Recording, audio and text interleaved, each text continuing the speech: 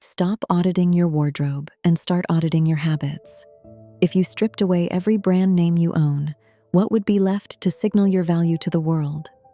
Real prestige is cultivated through an uncompromising commitment to self-mastery, proving that true status is something you become, not something you purchase. Most people never answer that question because it's far more comfortable to refine what can be seen than to confront what cannot. Clothing can be upgraded quickly. Presence cannot. And this is where the quiet divide begins, between those who construct an image and those who develop substance. And once you start looking at status this way, something becomes very clear. The most convincing forms of prestige are almost completely invisible. They don't rely on labels. They don't depend on recognition. They reveal themselves subtly through behavior. The personal audit. If you removed every visible marker of success from your life, what would remain? Would your thinking still feel sharp? Would your presence still feel composed? Would your decisions still feel intentional? Or would something begin to unravel? That question is not meant to unsettle you. It's meant to refine you. Because true status is not what you add. It's what remains. Why some people feel expensive without trying. You've encountered this before.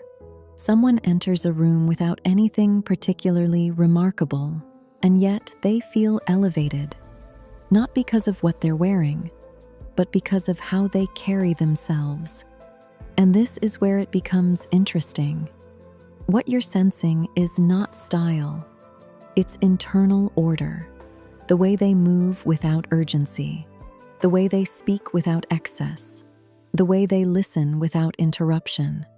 These are not aesthetic decisions. They are behavioral patterns, and they cannot be purchased. Invisible status. Symbol number 1, temporal integrity. Time is where true status quietly reveals itself, not in how busy someone appears, but in how precisely they move through their day. Punctuality, at its highest level, is not about politeness. It's about alignment. When someone arrives exactly when they said they would, they are signaling something deeper than reliability. They are demonstrating control over their life. Because consistent punctuality requires structure. It requires foresight, awareness, discipline. And this is where many people misunderstand status.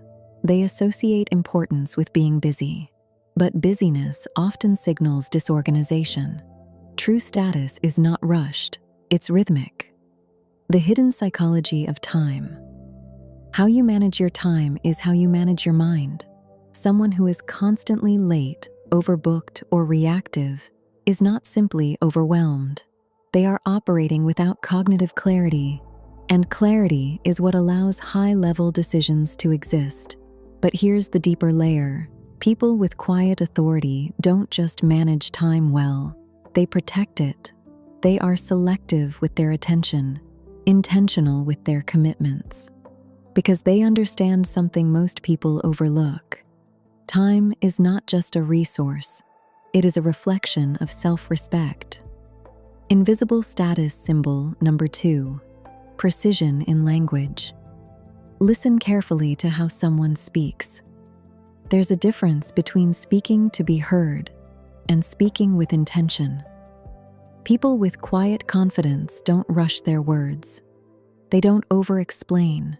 They don't fill silence unnecessarily.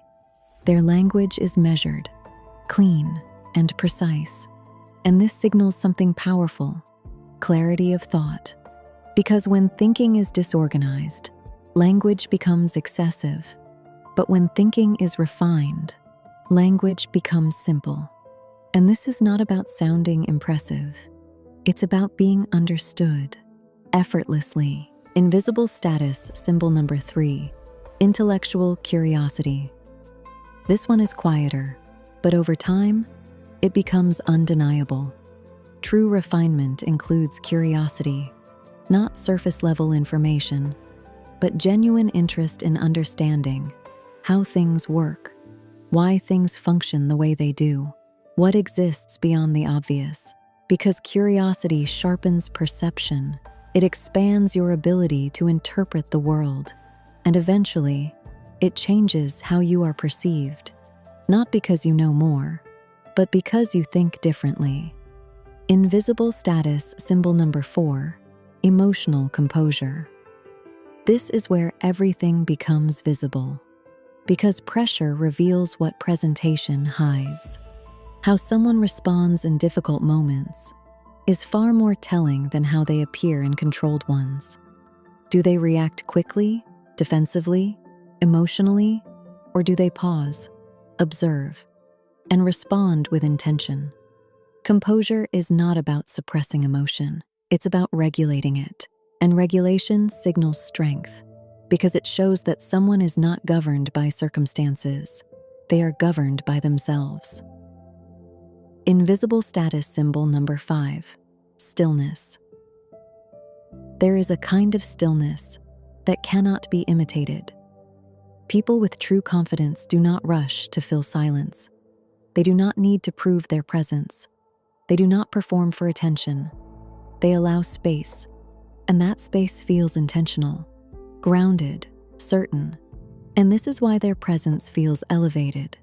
Because stillness requires internal security, and security cannot be fabricated.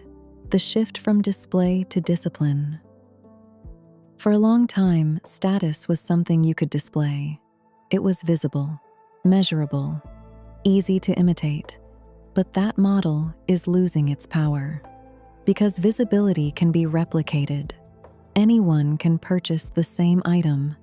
Anyone can recreate the same aesthetic. But discipline remains rare. And this is where the hierarchy quietly changes from those who display status to those who embody it. The real meaning of prestige. Prestige is no longer about being seen. It's about being understood without explanation. It's reflected in how you manage your time, how you communicate, how you think, how you regulate yourself. And none of these require a price tag. Only intention. So return to the question.